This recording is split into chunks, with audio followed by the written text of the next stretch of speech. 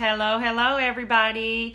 I'm Dr. Candice. Sorry I'm running a little late. I said I was going to be on at 1 p.m., but my phone battery was dead, so I'm dashing to find one. So I'm sorry, a little short of breath. I'm calming down and all that good stuff. So anyway, I'm here. Hopefully you're able to chime in. If not, you'll see it playing all day, right? So today, the word in the clinic is back to school, and I have a to-do list for you, okay, from a pediatric perspective, okay, because oftentimes, we check off the boxes: backpack, school supplies, all of those, tons of those, new clothes, haircut, new shoes, and we're ready, right? But not so fast. There are some things from my perspective as a pediatrician that I often find as the kids are dashing in to see me before they go back to school that have been missed, that are so important for the health and well-being of the child as far as their academics, that are important that we're missing. We can do these things year-round, but they're definitely important for back to school to be prepared and ready to go. So I'm going to give you my 5 things that you should be adding to your back to school list, okay? This is a new back to school to-do list 2.0, if you will. So outside of those other things, the 5 things I think you should also be checking off your boxes. Number 1 is the obvious one: get a checkup, right? The only way we really know that we're healthy is if we have a checkup. So oftentimes, children, when they turn their new birthday, they get their checkup. But if you haven't had your checkup before going back to school and you're over a year due, it's really time to get in. Oftentimes we find vision problems, which will affect learning, will affect seeing the board at school. We may find problems with, your blood pressure or your growth and development, especially younger kid, preschoolers. So all of that stuff is important in prevention and to make sure your child is healthy, which will affect their learning and academic success. So make sure you get that checkup so the doctor can check them off, make sure they're ready to go and learn, all right? So you need a yearly physical or your well child visit. You need an eye exam. Okay, you need your dental exam, and if you're an athlete and you're going to be playing sports, it's important to make sure if you need a PPE or pre-participation physical evaluation, or a sports clearance or sports physical as they call it. So number 2, the second thing you need to have on that to-do list is vaccinations, and that's usually a part of your physical or your well child visit. So your doctor will talk to you about what vaccines or shots your child needs and to catch them up or bring them up to date. Okay, so that's very important. I'm a pediatrician, and I do support the CDC and AEP and other organizations and pediatricians around the world that believe that vaccines are safe, they are effective, and they do save lives. So we do vaccinate, and I vax to protect. Okay, those are hashtags that we often support and follow. So it's important to do that. Number 3 is medications and forms. So oftentimes the child goes back to school, and then the school says you got to go back to your doctor. Your child has asthma, or the mom mentions he needs his pump. Well, you don't have a form for that. We don't have approval for them to carry that or use that. So you don't want to miss that day of school when that could have been done. So you and your doctor should talk about, are there any emergency medicines that my child needs at school? So for the ones that I always recommend for my patients, emergency medicines, the forms for the school to administer or the child to self-administer, and also action plans that tell anyone, even the student, babysitters, teachers, the nurse, what to do in the event of emergency with that condition. All of those forms need to be completed and at the school, and it's good to have a copy at home too, right?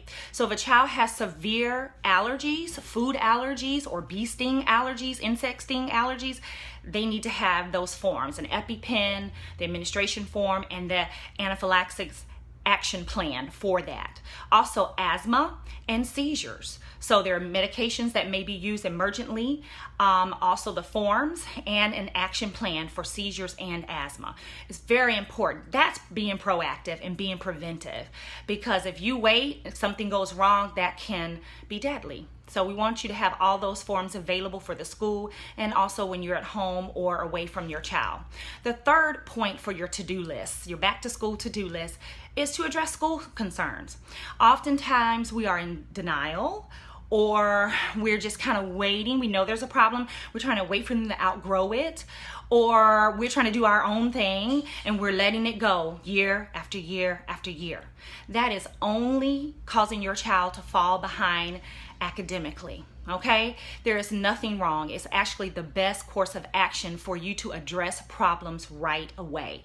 So early detection, early intervention is key. It's also in school with school concerns and school problems, because school and their education is a part of their health as well.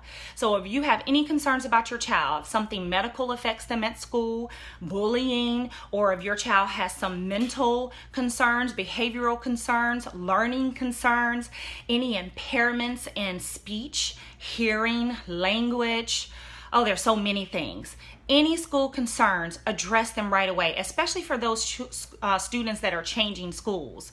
So don't jump from school to school and think you'll start the new school. I'm not going to mention it. We'll see what happens. No, it's going to come up, and it's only harming your child's academic success. So just go ahead and say, hey, in the past, she had an IEP for this or a 504 for this. They had to do accommodations for this. Let's get that going. Let's discuss this right away so we can set them up for success for the whole school year. It is within parents' rights to request evaluations, 504 IEPs for medical concerns, learning problems, behavior problems, mental problems, and impairment or disabilities. So make sure you have that meeting, call up to the school, set up a meeting with a guidance counselor or a school psychologist, or send some emails so that you can have a meeting before school starts or as soon as school starts. Don't delay. This is very important. This is a big one that I discuss with parents all the time. They come to me with the school problems, and I feel like it's a huge delay, even years, and it should have been addressed. So get on top of this stuff early. Thanks, Cedric. Hi, Cedric Morris, for watching. Pastor Davidson, hey, thanks for watching. Mia, hi. And for everybody who's coming in and out, I appreciate you listening and share this information. The last point, I think we're on point 4 now, is a smooth transition. So nobody's ready to go back to school. They've been having so much fun all summer, even the kids who love school. They're just not ready to go back. But if you start the week before of school or whatever time frame you think, getting them ready, they'll be ready to learn and listen and behave on day 1. So here are my pointers there. Talk to them about going back to school. Start the dialogue. Address any of their concerns if they're anxious, especially our kids who are just going to middle school for the first time or just starting high school. Talk to them about their anxieties, their worries, reassure them. Some kids may be concerned about safety. Really be there for them. Start talking school up, right? And getting them excited. The next is go out and do the school shopping with them so that they can pick their favorite things. If they want everything themed, Paw Patrol or something, I don't know where that came from, but let them pick that stuff, and it makes them more excited that their items are all customized for them. Also, start a morning and your bedtime routines back up, at least a week before. So they're getting good sleep, getting to bed on time. Sleep is so important for learning and behavior. So start that back up, and also start waking them up around that time in the morning so they can brush their teeth, wash their face, get their clothes, just get into that routine.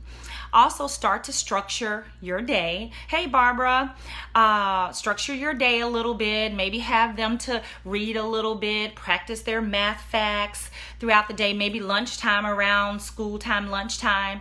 Getting them into that routine is important. And then when it's time to hit school, they'll be ready. They've already started getting into that routine, and they'll have a smooth transition. So I just wanted to put that list together for you. It's not all about the supplies and the things you need, the physical things you need to go back to school, the material things. there's some other essentials. And so we talked about checkups and vaccinations, and we talked about medications and forms your child may need, and addressing school concerns early and how to do that, and also getting them ready to make a smooth transition into school. So this, I wrote it in a blog for you. It's on my website, drcandicemd.com, in case you didn't hear this full presentation. So visit there, take a look. If you like it, share it, comment. If you have any questions, additional questions for me about something, dealing with your child in this realm, please let me know, and I'll see if I can help you out.